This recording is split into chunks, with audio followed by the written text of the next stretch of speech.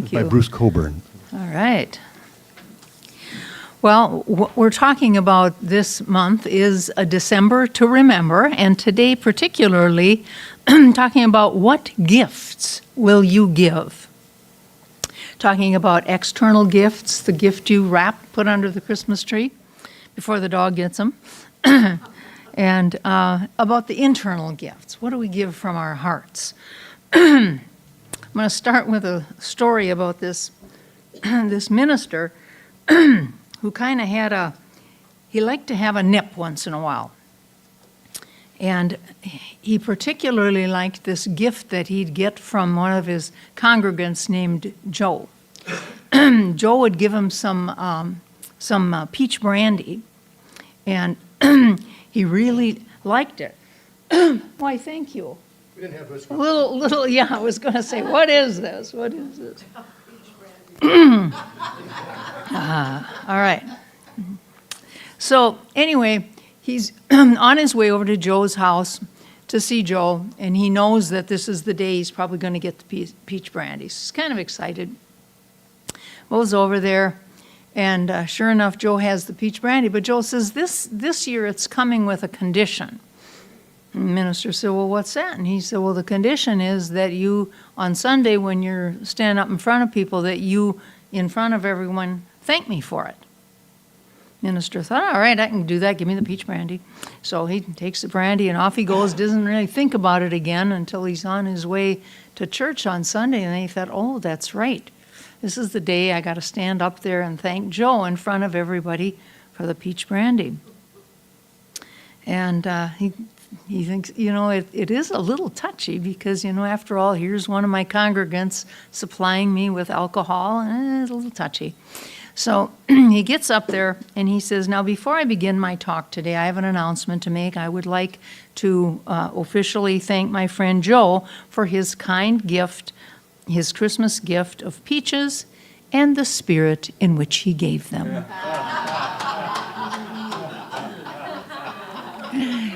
That minister was a lot cleverer than I. And, the whole idea, of course, is, the spirit in which we give gifts. No, if you are a reader of the cartoons, I am. I love the funny papers. And one of the cartoons is Family Circus. And there's a little boy named Jeffy. And he's got a sister named Dolly. And Jeffy's digging through his toy box, and he's really kind of getting serious about this, and Dolly says, Jeffy, what are you doing? And Jeffy says, I'm checking my inventory so I can start making my Christmas list. Well, how many of us do that? I mean, I've got people I know, they get really serious about their Christmas gifts. I mean, they'll write down, the site you have to go to on Amazon to order it. They'll, tell you exactly which shelf it's on at Walmart or whatever. That people get kind of funny about Christmas and Christmas giving. And, sometimes you think, do you need all this stuff, really? And for a lot of adults, I think, it goes on that gift shelf someplace, and, maybe you re-gift it to somebody else down the road. But unfortunately, I think a lot of the stuff that we circulate, especially at this time of year, ends up in a landfill someplace. And if you want to watch a depressing video on it, it's called The Story of Stuff. It's really quite green, if you know what I mean. And talks about that, where does stuff come from, where does it end up, and, the disasters that are our landfills. What I do at Christmas time is I send out a Christmas letter to relatives and friends that are not in the state. Usually they're far away. I've not kept up with them, so I send them a little, here's how's my brother's doing, here's how my kids are doing, changes in our lives, blah, blah, blah. And for the last few years, I've always included a poem, and I thought my poem today would be pretty apropos for what I'm talking about. The poem this year is this: even though I no longer put up a tree, I no longer shop till I drop, I no longer do any baking, I really used to. These things I've put to a stop. Instead, time spent with friends and with loved ones, time spent in quiet and prayer, time spent providing a reason to smile to someone who thinks no one cares. Yes, Christmas rituals for me have evolved to suit my energy level. Memories warm and the love that I feel, all good in which I can revel. So sometimes we can make a little shift. And instead of the, I said in my, I don't know if you saw it in the newsletter, Pete and Julie, but I said if we could all give gifts with the heart that you took care of the prism stuff, that's what it's all about. When we can give with love and with enjoyment and excitement, and think how excited these kids didn't get to choose and tell Pete where to go and what to do. He had to figure that out. So very very important to give gifts from the right place, from the heart. Anyway, I believe we have a video. Now we're stepping into gifts of the heart at this point, and let's see if we can roll them here.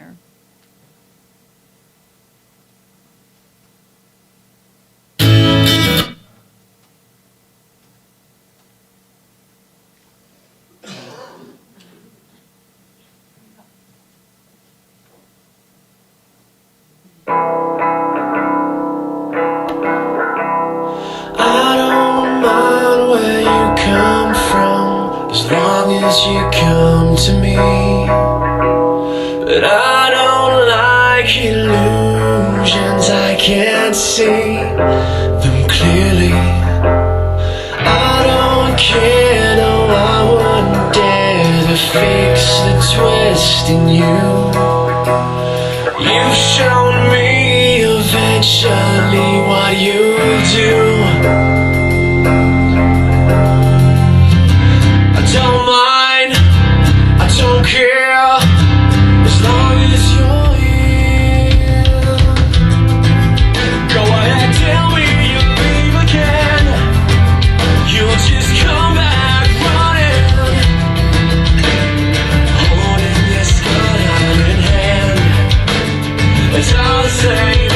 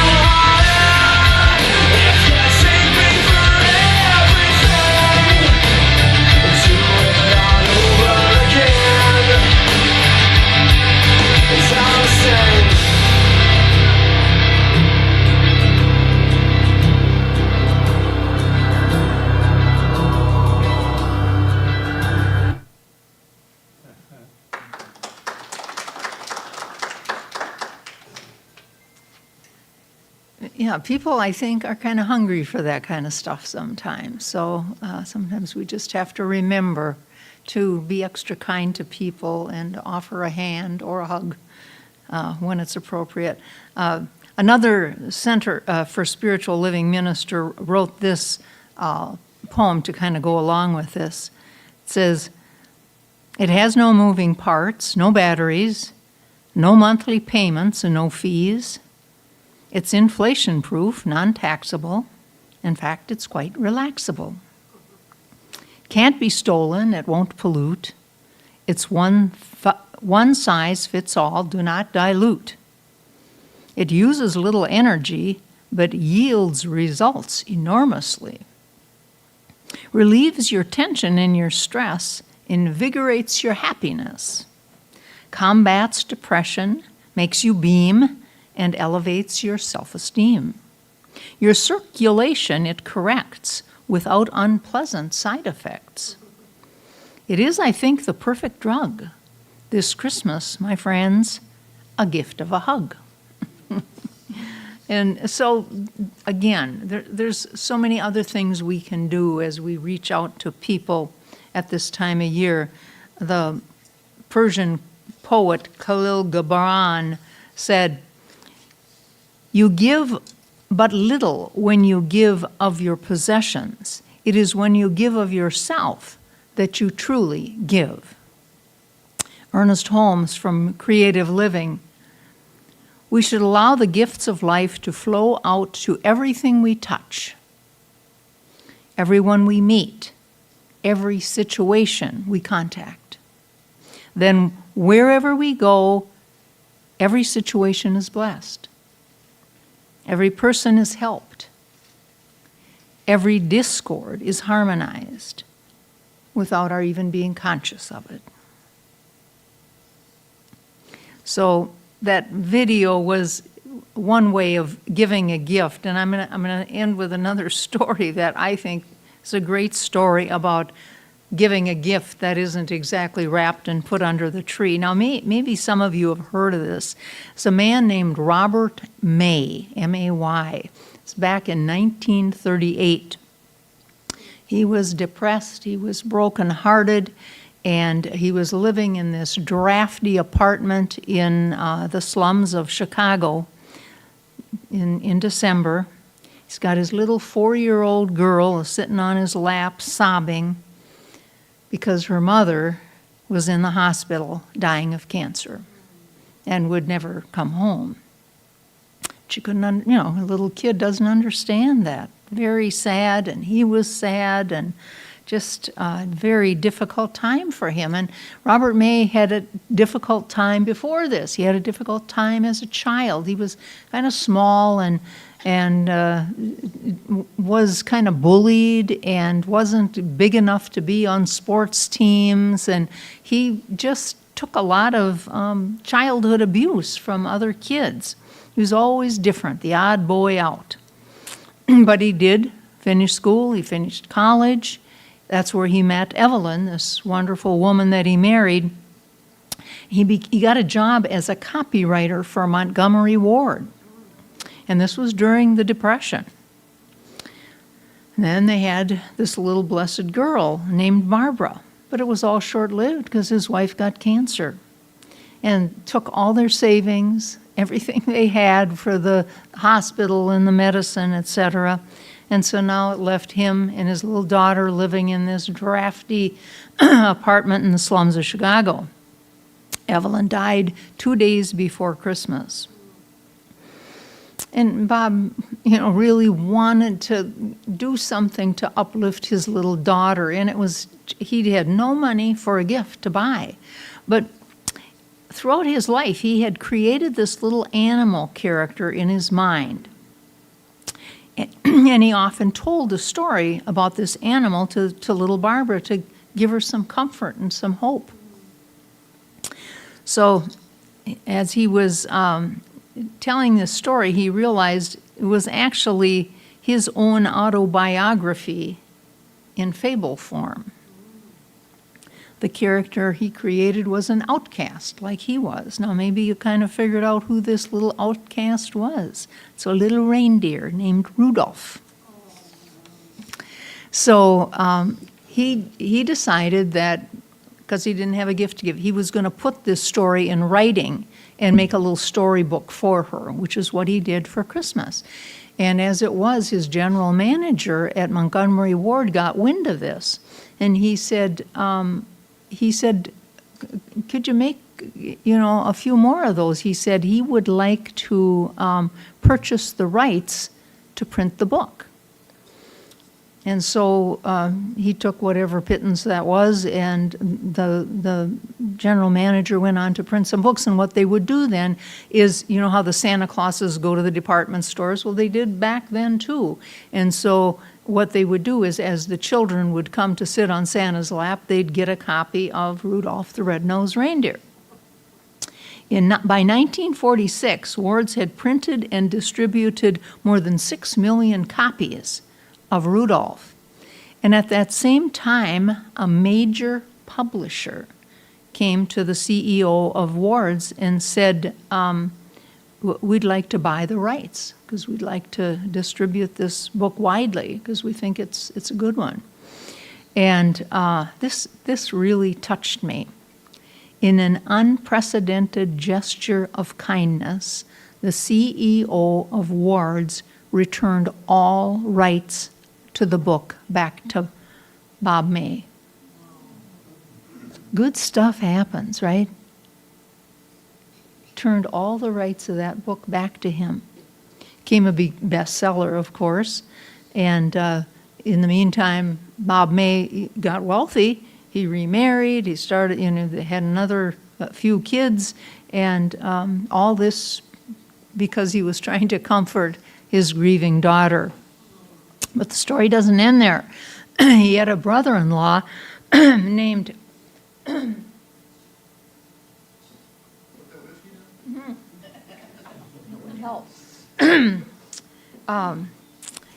he had a brother-in-law named Johnny Marks, and he made a song adaptation of Rudolph.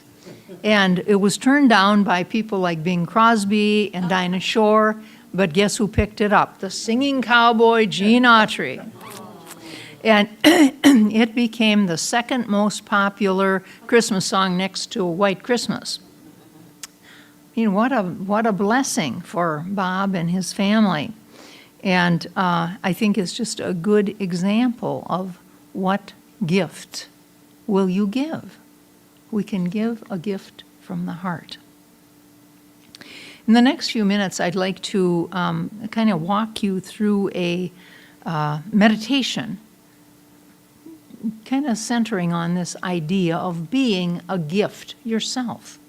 So if you would, just get comfortable in your chair, close your eyes, and in your mind's eye, see a beautifully wrapped present, maybe a Christmas present, Hanukkah present. Maybe it's wrapped in gold and sparkles and shimmers. Maybe it has a pattern, maybe it doesn't. Maybe it's wrapped in that kind of material that seems translucent and yet contains all the colors of the rainbow and more. But each one is beautiful in its own way. Each one is different because it represents the outer expression of God of each one of you. You are the outer expression of God. God experiences life in, as, and through its creation. You are the beautifully wrapped gift. You represent God in this world. But you're more than a shiny, pretty package, because as beautiful as that is, the inside is ever more glorious. So open the package now and see that the gift is filled with the light of God, the power of God, the energy of God, the love of God, the abundance of God, the peace of God. Inside is all that is. And recognize this box as you, inside and outside. You are the gift. So bring to this holiday season the greatest gift you can, the gift of you, your heart, your love, your ideas, your creativity, your sweet, sacred, and holy presence. And when you do, the holidays will be just that, sweet, sacred, and holy. Now, while you're in this meditative position, I would encourage you to stay there. Just take a deep breath as I close with a spiritual mind treatment. I say this in first person, but know that it is for you. And I know there is one power in the universe. It is love, it is joy, it is all good, it is the perfect solution to any perceived dilemma in life. I am one with it. It experiences life in, through, and as its creation. And even though I can get caught up in this expectation of gift giving, and this can sometimes put a damper on the spirit of Christmas. Well, that pressure. Even though I now declare my intention to not only give an external gift without pressure, but I give it with love. I also declare my intention to give of myself, my prayers, my company, my joy. In gratitude for the law, it is done unto me as I believe. I release these words to the universe for perfect manifestation. So it is.